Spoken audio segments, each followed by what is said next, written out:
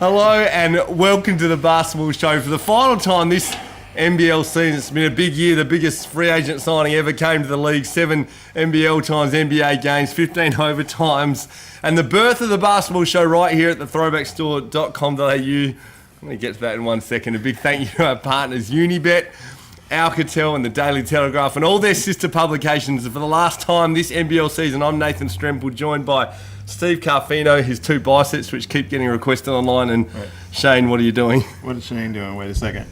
What is he doing? I am having some humble pie, and it tastes like crap. It doesn't look... It tastes like crap. I'm going to say it to start the show. You meant to heat it up. I'm wrong. Oh, it's frozen. I'm wrong. Do not tell my wife I've admitted that I'm wrong.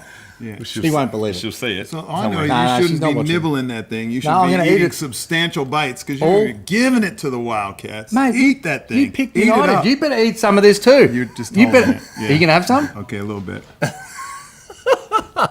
Yeah, there you go. I'm sure it tastes bad. It would taste better bad, if you mate. heated it up. It's frozen. Mate, look, it's like Steve's head. Well, I've no doubt it tastes bad. You've been very vocal about the fact that the Wildcats, did you say that they couldn't or they wouldn't win? Wouldn't, yeah. What's the difference? I'm not sure what the difference is, but either way, they got it done in 4 games. Well, if you're saying they couldn't win, it's impossible that they can win. Of course they could win. I just didn't think they would, and they proved me wrong. I'll say it again. The Red Army would be really enjoying that right now. But it wouldn't be enough because it's never enough.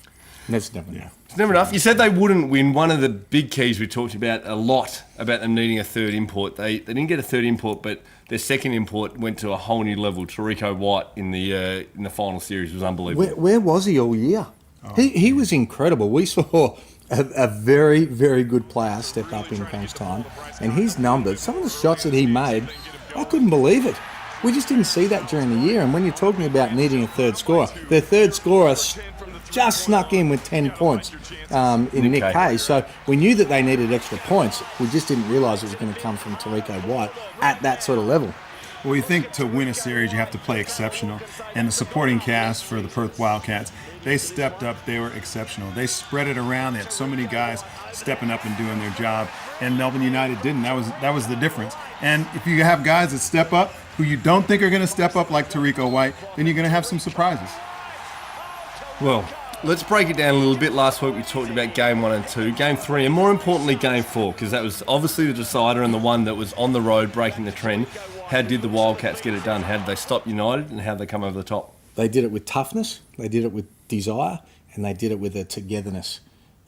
Because they were so united. And I would have been the same. If there were commentators saying that we couldn't win and we needed to change, I would have taken it personally. I would have been exactly the same as them. And you use that as motivation. It does make you play harder, but there's so much more passion in it. They went with a mindset to Melbourne where it was them against the world, and they pulled it off. They bullied Melbourne United on the defensive end. That was one of the best defensive performances I've seen from any team in a grand final. To do it away was more impressive because they do get looked after at home. There's a lot of calls. There's no doubt they do. I'm not saying that as a jab. They do.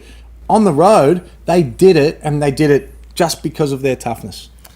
You talk about their toughness and bullying United. Casper Ware in particular, Damian Martin face guarding him all the time, but he was made to run through so many screens when he was trying to guard Bryce Cotton. Well, he's going to do that. But what was impressive about Perth was their entire team got on the same page. Every time he got clipped by a screen, guys were stepping up, guys were showing hard, guys were going back, getting hot pursuit from behind, getting deflections from behind, getting hands in when somebody was a little lazy with the ball. Every single aspect of the defensive end of the floor, Perth were just on top of it. And not just Damian Martin. He set the culture, and they all followed. And the other thing, jump in there, Bryce Cotton was held to low numbers for the first 3 games. And in Game 4, he comes out, and he started when Tarico White got into foul trouble. So he was off the court, and then Bryce Cotton just recognised it. He steps up. He made tough shots. So Melbourne's D was still good against both those guys. And he was just so good at delivering the ball in the first 3 games, but making clutch shots in the fourth. Well, not only Tarico White in foul trouble, and you made a point of this on the broadcast, Melbourne United put Casper Ware and Chris Golding to the bench at that same time, and that was the time we saw not only Bryce Cotton step up, but I thought unheralded Greg Hire as well come in and just change the momentum of the game late in that second quarter. Well, I mean, we've been big fans of Dean Vickerman, but I thought he made a bad mistake. 7 minutes to go in the second quarter. Casper Ware had taken 7 free throws in the first 3 games, and he'd already taken 7. He was 7 out of 7 with 7 minutes to go in the second quarter, and the Wildcats were in the bonus. That's the time you leave your best player in to get his confidence. He can be aggressive, take it at the paint because he wasn't able to make perimeter shots. Keep living from the free throw line, building your confidence to be able to get that done. And as soon as he took both Golding and Casper Ware out, they lost all the momentum and they never regained it. Steve, your thoughts? When you were playing team, you're in the bonus. How would you feel if your coach is taking you out at that moment? I think when you're playing against a very good team like the Perth Wildcats, and they were just on the money. Everybody was playing at that type of level defensively. As a great player, you have to pick and choose your spots. You have to orchestrate how you play a good game. And Casper was doing that. He was aggressive. He was getting into the paint. He was getting to the foul line. Like you said, 7 free throws in a row. He knew that he wasn't going to get much, and he was taking advantage of it. And he was getting his teammates involved because he was getting into the paint. So when he came out, it was huge because he was really starting to turn the corner. I felt like he was going to come up with a big quarter. They had Hooley, they had Craig Muller. I did that pre-game. And Dave Barlow. Guys that couldn't take advantage of the foul count because they don't play off the dribble. It's not their role to be able to do it. So it was a really bad combination at that stage. Well, that's how Perth got it done. Let's take a moment now. We've touched on them already, but to focus on Tariko White as grand final MVP. Pre-tournament, a lot of people were the red-hot favourites. Is Perth win, Cotton's the MVP, Melbourne win, and you're looking at Chris Golding or Casper Ware. How many people do you think out there knew that Tariko had that ability to elevate his game? Well, you'd have to think the Perth Wildcats did. That's why they didn't bring somebody else in, and they backed him. I know Mark Worthington had spent some time with him. He was promoting that he could step up as well. We just hadn't seen it. Wasn't that you doubt it? We just hadn't seen him be able to get it done consistently. But it wasn't just a grand final series. It was against Brisbane as well. He led his team in scoring against them as well. He was exceptional. He turned out to be a fantastic player and to be able to get that done. And a couple of moments where he really put the exclamation mark on the win there was that just where he's dribbling out to the 3-point line, just catch and turn around, not even looking at the rim, and the 4-point play with Dave Barlow, and then that rebound put back right at the end. This was a guy that was really riding high in confidence. Yeah, exactly. He was zoned in, and he saw early in the series he was going to have to step up for his team to win. You know, obviously the label on Perth was if you could shut down Bryce Cotton, you'd be able to slow them down and beat the Perth Wildcats. And Tariko White showed them that you weren't able to do that. They had more in the tank with him scoring and doing it in bunches. So I did ask who understood, who thought that Tariko would be able to step up. I'm not sure if he covered that in his post-game interview when he was given the MVP award, because you were on the broadcast. Maybe you can clarify what he was saying. I was down on court. There was no subtitles down there, so I was going to ask Steve what he actually said. Tariko? I'm just going to take for granted that you mean like because of his American accent. Because you're American too. Okay. Well, you know, not everybody's real comfortable in front of the camera like your boy here. I'm going to talk about myself in the third person. That's Steve Carfino, by the way. He didn't look real comfortable with the camera on him. Maybe that's why he shies away from interviews. But yeah, he struggled a little bit. He was exceptional on the court. He needs to work on his interview skills. I'm just going to say it like that. Just ask what he said, mate. I didn't need to hear about you. In the third person, too. People are joining in asking for Steve to flex the guns on the show. Now he's talking in the third person. We've created a monster It's his show, here. mate. It's his show. I know. I just wanted to avoid where I think the crowd was going. Cut it out. We touched on Bryce Cotton as well. Talk a bit about his mindset, because he was led all-time leader in assists in an NBL final series, bigger than Cedric Jackson in his prime, 7-point-something assists for the series. So we saw him getting teammates involved, but his mindset to come out and really take the initiative in the fourth game. Well, I loved it because we've seen he's had 45 points in a grand final. We know he's a superstar, particularly in crunch time, but you've got to take your hat off to the way that Melbourne United played him as well. They took all of his open 3-point shots away. They forced him into tough shots. But then his ability to be able to recognise that and say, okay, now I'm going to get other people into the game, trust his teammates. He did it. And then he put the foot on the throat right when they needed it, at a time where that team was just spluttering a little bit, and then he built the confidence for them to be able to run away with it. Yeah, I mean, I think Casper Ware was doing the same thing as he was starting to have his game really come to a head right there, as it was really important for Melbourne United. He sits down, Dean Vickerman sits him down after those 7 free throws. But Bryce Cotton, whatever the game gave him, that's what he took. And he's a winner. As simple as that. And he showed it in that series. I don't have to score 20. I don't have to score 45. I can come out and I can beat you with 9 assists. Heck of a game from Bryce Cotton, and heck of a team when you got Bryce Cotton signed up for future seasons. Now, you've said Trevor Gleeson should have been top 2 for Coach of the Year, if not Coach of the Year. You've commented you thought Dean Vickerman made some mistakes. Let's talk about Trevor Gleeson and the way he scouted Melbourne United and got the job done. Well, I think both teams did a good job as far as their defensive schemes. I thought they were really good on point, and that's why the scoring was so low in the first few games.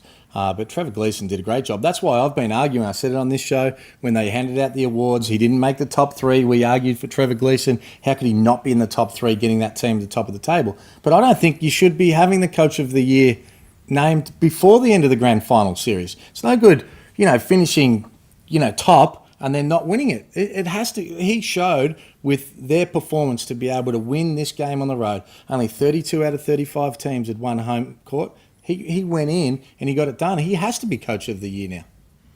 Well, and you speak of awards and Coach of the Year, just nice moment just to segue, just receiving a little award, the Wildcats getting their 9th championship. Just thank you to all of you that watched and made us the NBL 18-19 best podcast / online show. We'll take it. Got the trophy front and centre there. What are your final thoughts, gentlemen? Perth Wildcats champion. We said all year that the championship went through Melbourne. You had to beat the champs to be the champs. Perth did a great job. Steve, I'll just start with you. Some closing thoughts on Perth closing it out in 4. Well, I just think that's why we watched the game, because I thought that Melbourne United were the best team going into the finals, and they beat Sydney soundly, just as Perth beat the Brisbane Bullets. But I just thought Melbourne United, they were deeper. I just thought they had clutch players. Not that Perth, I'm not trying to take anything away from Perth. I just thought Melbourne United was a better team. But we talked about Perth not having the supporting cast, not having the depth that Melbourne United had, and they proved us wrong. And it's as simple as that. We didn't think Tarico White would step up. He stepped up. So a lot of things that not a whole lot of people expected, unless you live in Western Australia. No one really expected those things to happen, and it did happen in that series. Just going to say to the Red Army, I think Shane Hammerhill was almost enjoying that humble pie there right at the end. Shane, you were really strong. You were strong that they needed a third import. You were strong that you didn't think that they wouldn't or couldn't get it done. I'm not sure which one it was. Wouldn't I didn't get think it done. they'd win. We've said that. But they I thought got we it done. established that early. Trevor Gleeson becomes the confused? only coach. Just taking a moment on behalf of all the Red Army that tune in. He's and such they a like suck, just mate. getting We've around already you. gone through that. Just some final thoughts. Trevor Gleeson, the only coach to ever win 4 championships at the same club. Final Did a thoughts great on the job. series and Perth getting the job done. They did a great job. I think we've covered it. They did a great job, mate. Really good. Impressive. How's the pie taste? Yeah. Bitter. Well, there it is. Shout out to Perth. 9-time NBL champions, the Perth Wildcats. Congratulations to them. Getting it done in 4. Melbourne United close to becoming the first Victorian team in 40 years to go back-to-back, but not quite there. There's some thoughts from the 2 experts. I'll give you one more. Shane Hill and Steve Carfino. I reckon if they had a third import, it would have been a sweep. Well, Steve called it a sweep. Said it'd be Perth in 3.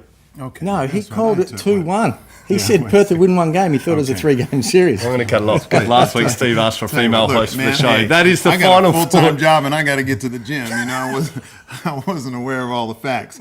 My numbers. I'm a great mathematician. My numbers were spot on. I just wasn't aware of them. Great finish. Great to see the Wildcats get it done. Record-breaking season, record crowds, record number of overtimes, record number of people in the stadium watching the final, even though it only went to 4 games. Beat last season's 5 games. So congratulations to the Perth Wildcats, NBL champions for season 18-19. Well, for the last time this year, people have been under the pump all season. Shane Hill, it comes to you as you find your weaponry there. You've gone back to the plastic one because you feel like you can throw it around a bit harder. Yeah. For the last time this NBL season, who's under the hammer? I feel like I've got to share this one. Because I think Steve wants a piece of I this. can't wait to get in on this one. We finished the game. We got a role to play. I've got to get down to the court and I've got to do some interviews. Yeah, come on, Okay. Come on, man. So Get I'm there. ready to interview the losing team. And I'm like, oh, Casper Ware, he'd be great to listen to. Okay. No, it comes through. No, you can't interview Casper. You know, what? Right. All right, I'll get Chris Golding. Chris, interview? He goes, yeah, 1 minute. all of a sudden, I get the representative from Melbourne United. It's his job to be able to do it. Come over and say, you can't speak directly to him and you're not interviewing him. What? What? It's Chris Golding. We interviewed him last year when he won the championship and he got a chance to be able to cry in front of everybody. He's their leader. He's their opportunity to be able to talk on behalf of them and congratulate Perth. And he's class. We love listening to what Chris Golding has to say, but can't do that. We'll give you Mitch McCarron. And thank you, Mitch McCarron, because he came on, he spoke like a pro. But at the end of the day, you want to speak to the highest profile player who's their captain to be able to speak at that time. That's my opinion. Yeah. All right. I don't think you went hard enough because now I'm going to hold the hammer. I know that's your nickname, but I tell you what, whoever is in charge of that, maybe he's in taking the instructions, that is weak. That is weak. Can I say weak as piss? Yeah. That is weak because we got the thrill of victory I can't even get it out. With Chris Golding. We want to see the agony of defeat too, because we want to see how somebody celebrates when they're on top, and we want to see how they deal with the disappointment. Not just him, but we want to see Casper Ware. He got outplayed in that series. We want to see how he handled it. We want to see the disappointment, the despair. We want to see both sides. We got robbed. We did. And if I was the captain of Melbourne United and we'd lost, and I was protected like that and told, no, you're not to speak at that time, I'd be very, very disappointed in my club. Strong words. Kicking a team while they're down. They've just lost the championship. Not kicking the team down at all. That's just, that's the sort of mindset that he would have. But this no, week, it is. a duel. She's I copped it as well. Taking one for the team here. Shane Hill and Steve Carfino put Melbourne United in my head under the hammer. Well, we want to recap now a little of the season that was, and Shane, credit to you. You're not wrong very often, but when you are, you own it, and you Where's just my pie? really got stuck into that pie there before. I don't know whether you're hungry or just wanted to let the Red Army know you're happy to wear that one. But there's a number of things we've got right this season, and we've enjoyed winning an award in a year where we've seen a lot of shows come on board. Some great shows too. Shout out to NBL Overtime, shout out to Trash Talk and all the other podcasts and online shows. But recapping some of the things this year, and perhaps to start with one that we're most proud of, was to put the word out to hashtag Stop the Flop and see that out of our game. We started a movement and everyone jumped on board. And I think it made a difference. I really do. I had a couple of general managers come up and say that you guys started something that actually did make a difference, that players noticed, fans jumped on board, and I feel like players started to change their actions, and then everybody sort of jumped on. As soon as someone flopped, it was good because we all hammered them, and then it sort of, well, in most part, went out of their game. So we don't want to see that, and I think everybody adjusted, and I thought it was a great movement. Yeah, well, I've always said that the only way you're going to stop the flop is if you run into somebody and displace them and can't get a call, of course you're going to fall down. So the game has to be called differently. So it's not just the player's fault. Officials, be accountable. If you're going to start something, see it through the season and finish it off. And hopefully that momentum continues in the next season. And just a nice moment to mention Rex Chapman and his work on Twitter with Block or Charge. It's nice to see those videos around the place. But going nicely with some of the Stop the Flops. Moving on, you came in, there was a lot of talk about the Sydney Kings and the talent they had early in the season. But right from the start, Shane and Steve, you were in agreement about the balance of the team and who they were playing at the fore. Well, I liked their team, and individually they had so many pieces that were great. I just thought they got their import wrong. David Ware seemed like a nice bloke, seemed like a decent sort of role player, but him and Kickett were so similar. And right from the start, we felt like that was going to be their Achilles heel. Without getting an import that had some athleticism and could play above the ring and do something different than Kickett and Bogut, felt like that was always going to be their problem. And ultimately, I think that ended up right. And Steve, you saw a lot of the Kings this season. How do you feel about that dynamic? Saw plenty, very similar, because people say, they went from almost last place to playing in the semifinal and going against Melbourne United, last year's champion. So they've come a long way. It's been a great season. But when you're playing in Sydney and you have the budget that the Sydney Kings do and you have the league's most valuable player, you expect to win a championship. And I don't think that they had the roster to win a championship. Simple as that. And it'll be interesting to see the adjustments in the off-season. Perth were the same. They felt they needed more shooting at the 3 spot. Tariko White got it done for them this season. So we watch for the adjustments from the Sydney Kings. And we'll jump back now to the start at some of your initial predictions, Shane. And you're very, very close with a lot of them. Your top 4 was right around the mark, but some specific ones about some teams that wouldn't make the 4. And I've been looking at it all night. I'm wondering if this is part of it. I'm seeing Illawarra Hawks, bottle of wine. You talked about the import mix being wrong for them. You said they wouldn't make the finals, so I'm sure this has got something to do with it. No, we had a little wager with someone from Sutherland, and they thought that they would make it. They're from Wollongong, and they paid up on the weekend. So I was sitting in the car, and I thought I'd just bring it along. But I They think put the logo on it for you? They did. It was a scratchy one. I said, I'm not scratching that the way they played. I don't know what it smells like. That's harsh. Is that too harsh? Yeah, no, just Kick a team nothing while they're compared down. to what you did for Hey, I Christmas. definitely did that. So you just had motivation to win a championship. Well, we said that combination was wrong all round, and I think it proved to be there. I think I picked them sixth. They finished sixth or seventh. So I think that was expected.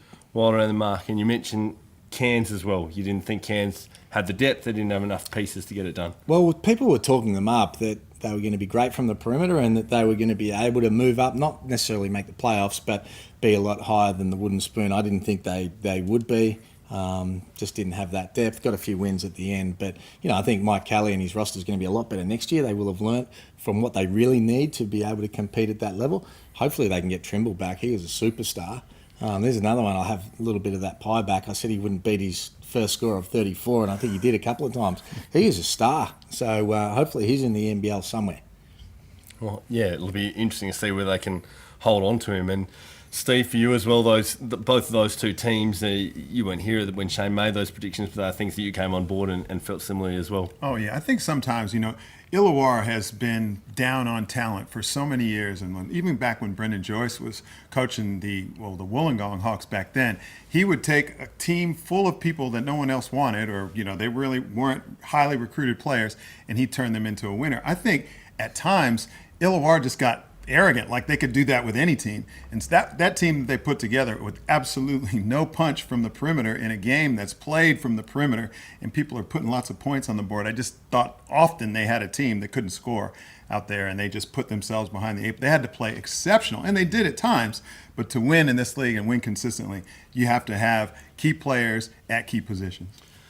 So those were some of the things we touched on throughout the year, and a big shout out to the Daily Telegraph and all their sister publications with News Corps around the country for picking up some of those things along the way. It was nice to be able to make some news across the season. So we've touched on some of the things that broke early in the season, and one of our favourite segments right from the start of the show was Crunchtime by Alcatel, and there were some great moments throughout the season. We appreciated all the people that came on board. Joey Wright was great. I like Kyle Adnam coming in, just giving a little shout out to his future sister-in-law. But that was one right from the start, Shane, that we thought that we really kicked it off well. Yeah, Big Harry Froling was good. Cam Trigard jumped in as well. So thanks to all the players. Copes was funny. Copes was very funny. But we've got an award, and it's a fair award. Have a look at this. Look what we've come up with from the Throwback Store. Have a look at that compared to our award. And media award covered. The best crunch time of the entire year came in episode 1. Steve That was me. Steve, Yeah. that was without the guns. Without the guns. I was thinking, man, I didn't even get a mention there. I was thinking, Lennar Copeland was funny. It was funny. Yeah, he was funny. Save your emotional speech. Let's check it out first. Okay, all right.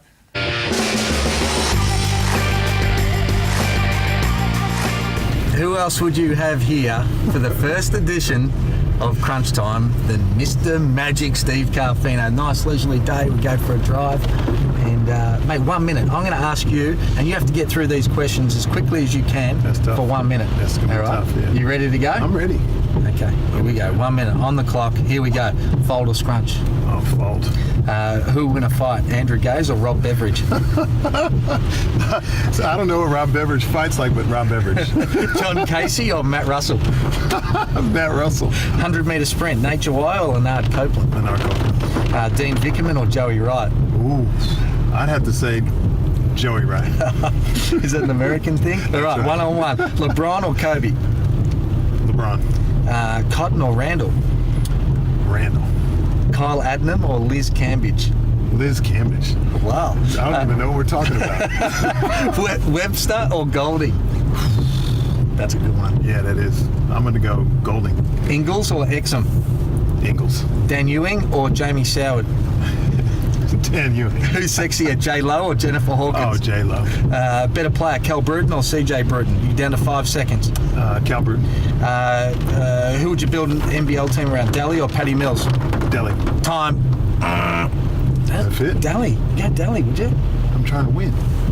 Yeah. He's a winner. He's a winner. I'm not arguing It's with not you. a landslide. Okay, I want to go over some of these other ones that you said. Who else was Liz Cambridge over Kyle Allen? How would that play out? Are they playing basketball? How would that play out? Like a Great Dane and a Chihuahua going at it. They're not talking about a relationship, are we? And Andrew Gay, well, that wasn't part of the question, but that'd be take ugly. it the direction you want. Andrew Gaze and Rob Beveridge in a fight. That would be pretty interesting, wouldn't it? Whoever you match Andrew Gaze up against, I'm going with the other guy. and mate, you're pretty adamant on the fold or scrunch. Oh, yeah. You're down on the scrunch. What civilized person wouldn't fold it? I've never scratched in my life. What about you? I don't, You no, scratch mate, I'm your right there with you. Really? Yeah, right there with you. okay. But, mate, you've done it, mate. That's why you're number one. Let me ask you one. Okay. Would you rather go on Dancing with the Stars or to get kicked in the nuts? Easily, I'd rather get kicked in the Jats crackers any day of the week. But hey, I'm the one who answers the question, and Steve Carfino, how many have you got? I think you got like 13, mate. So well done, and you are the leader of this segment. Thanks for coming on. Yeah, I hadn't prepared a speech, but I thought just in case. Anytime you get on TV, that could be your moment. You could be a star, and that's what I was thinking when I was in the back of that car. I'm like Cal Bruton, rhyming and stuff. Check me out. So, And a shout out to my daughter Jamie for filming it. shout out to Steve just putting an application for Rico White's speech coach. You could just write some speeches for him in future. Yeah, I got some tips for you, bro. Yeah. Just because you're American, that's all. So there it is. Our award winner for the best crunch time by Alcatel for season 18-19. For one last time this NBL season, it's time to hit on the 5 hottest topics in basketball with the starting 5. The shot clock's on, gentlemen. I'm looking at you, Steve. We usually go 24 seconds here in Australia, not 30. Oh, all right, okay. You got to stand at Shane. I'm going to Can we start go with back you. to that 10 second? When you used to get a 10-second warning? When you I play might under give you one of 12 them. and they just Yeah. go, give you 10 I'm I seconds. used to be in the NBL. What are you talking about, didn't it? I'm the player on the court that's got the Always used to IQ. I'm be. aware of the shot clock. Shane Hill, I'm Sometimes going I to start ignore with it, you. though. Damian Martin, 5-time NBL champion, putting himself, Jesse Wagstaff with him, into an exclusive club. He's my favourite player in the league right now by far. I cannot wait for when he retires, whether it's a couple of years, when they name it the Damian Martin Defensive Award, because he is inspirational. I've said it time and time again. He's inspirational by his play, but the way he speaks and represents both the Perth Wildcats and the NBL, he's one of the best leaders in Australian sport. Credit to him and Jesse Wagstaff, only players ever to win 5 championships with the one club. World Cup draw happened during this week, right in amongst the NBL finals. Steve, I'll start with you on the Boomers. Their draw coming out, they've got Canada, Lithuania and Senegal in their pool. It's a tough pool. Yeah, Lithuania is always tough. Sorry, Shane, if I brought that one up. Senegal, I think that's one that they can get. Obviously, Senegal's getting better. Who's the other one? Canada. Oh, yeah, man. Canada is just absolutely loaded with NBA stars. Gone are the days when everybody got excited in 2000. Oh, yeah, Australia should do better. We've got an NBA guy on the team. One guy like Luke Longley. Now, every team is loaded, jam-packed, full of NBA players. And so that makes Canada tough, not just, Steve Nash coming off the – oh, sorry. Okay, I'm out of time. What is tough is if you draw that out, if they don't finish top in their pool coming through, there's every chance they can face the US in the quarterfinals too. Are we unless still they on the finish same top. topic? I thought I was running over. You have to have his say, mate. Let's get that female host. All right, why don't they just say, okay, Steve, take 14 seconds. Yeah. Because Nathan's got to say something. Gotta have a say. Gotta have a say. Yeah, just- Director Dave. Yeah, no. Where's that female host? New Zealand's draw came out as well, perhaps even tougher than the Boomers, Shane. Well, at least on air you didn't mention about whether Shane was part of the 1988 team that lost the bronze medal game. He did But say that's that. not I'll let you ridiculous. ask How that. old were you? 17? 17 ridiculous for you, falling. Shane. Gave us Young. 29. I remember him, one of the better Australian players in the league.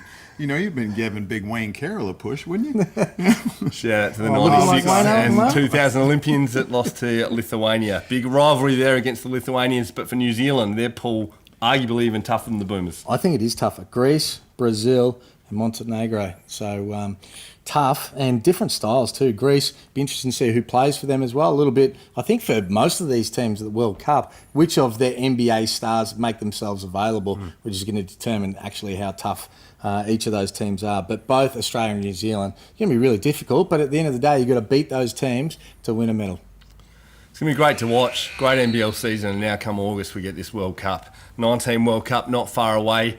NBL 1920 is going to come right upon us as well, and there's going to be some coaching changes. Sydney Kings coach rumoured to be announced soon. Steve, your thoughts on the coaching merry-go-round? Oh, man, they can pretty much pick who they want. There's so many great coaches, not just here in Australia, Australian coaches that are coaching in China and overseas. Then you've got all that American interest because all of our coaches go over and coach in the NBA Summer League. So the whole world knows about how great this league is. And so we can pretty much in Australia, especially with a job like Sydney, everybody knows the Harbour Bridge and stuff. So this is a great city. Somebody would love the opportunity to coach there. So it could be anybody. Trevor Gleeson re-sign? With Perth? Oh, the Kings would be crazy not to go for him if he doesn't. I'd be throwing my money at a checkbook, please. Bang! Trevor Gleeson. He was getting very comfortable on the fence there. Will Weaver as well, Rob Beveridge mentioned for the Kings. Have you got a call on who you think? Well, they've got great options. They've got great options. But I tell you what, Trevor Gleeson wins everywhere he goes, except maybe Melbourne. He didn't win at the Tigers, but he did win in Melbourne on Sunday, and the one that counted. Let's get both of your thoughts, wrapping up the season that was, or more so looking towards what the next season looks like, because we bring in another team in the Phoenix, and we've got other teams looking to retool, chasing after the Wildcats. Well, it's going to be intriguing, and it starts in 2 weeks' time with free agency. So you start with the Wildcats. Interesting to see who they sign of their current crop, who they don't, and what they have to do to rejig. They know they have to get better.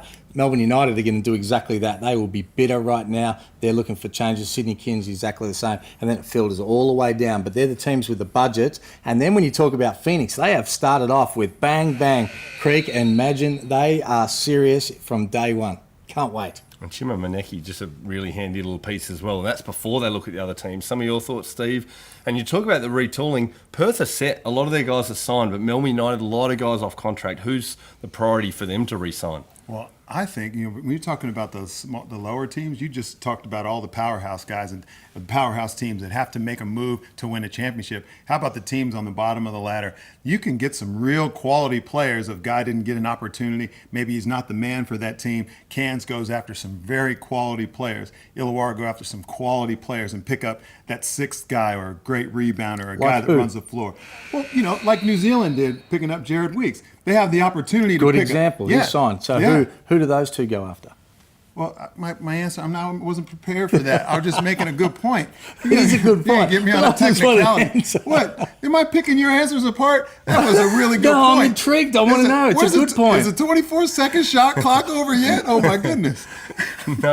No shot clock on this because we want your thoughts looking forward. Shane, what about you, Melbourne? You talk about them retooling. They've got a lot of free agents. Is Casper Ware the guy they need to get after first, or is it Dave Barlow that they need to resign to keep that Australian core? They've got the core. They were let down, I think, from their bench. They didn't have enough. I think they'll be disappointed they signed Hooley, saw the upside, but Kyle Adnam probably would have been a little bit better.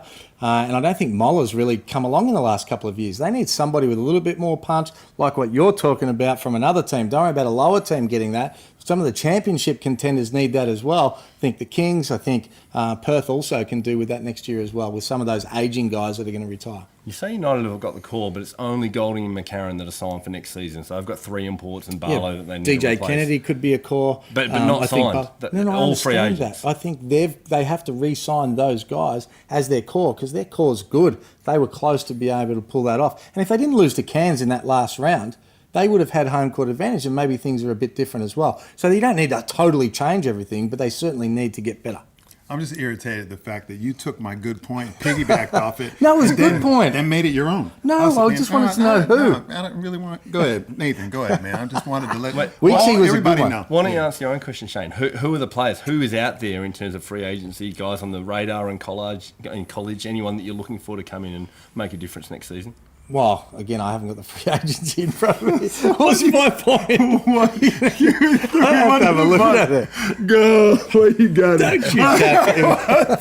That's right. On that note, before Steve just calls for us to have a female host, while he's fist pumping, maybe I need to wrap it up. It's been a good year, gents. A lot of fun. Big thank you to Unibet, to Alcatel, to the Daily Telegraph and all their sister publications around the country for News Corps.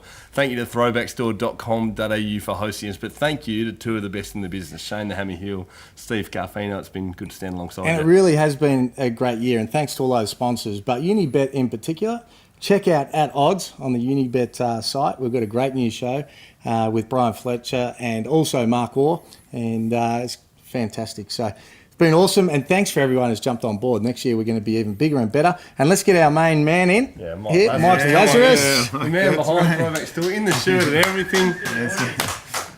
It is a Way to real store represent. here. If you need anything basketball-wise, it's not a green screen behind us. NBA, NBL, just basketball goodies are all here, Mike. It's the place to be. Thanks for hosting us throughout the year.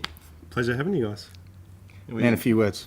I prefer to stay behind the camera. You guys It's will just see. nice for him to be here last game. He was over at the NBA All-Star game. He just flips around, gives us the Living the keys dream. to the store. We Living the roll in when we basketball want. dream.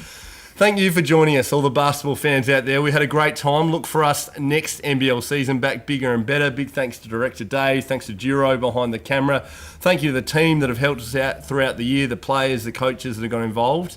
And we'll see you back bigger and better next NBL season.